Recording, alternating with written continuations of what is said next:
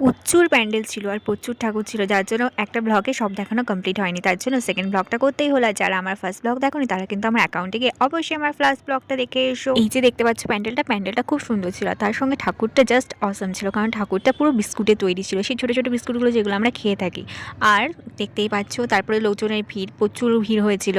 আমি ভাবলাম একটু ভিডিওটা করেই নিই, লোকজনও দেখা হয়ে যাবে। আর পাশের দোকানগুলো তো দেখতেই পাচ্ছ, অনেক দোকান ছিল যেখান থেকে আমরা সবাই মিলে খুব খিদে পেয়ে গেছিলো, তাই একটা করে রোল খেয়েছিলাম, যে ভিডিওটা আর করিনি তাই দেখাতে পারি। এটা ছিল আমার ফেভারিট একটা জিনিস, যেটা দেখলে আমার কিনতে মনে হয়।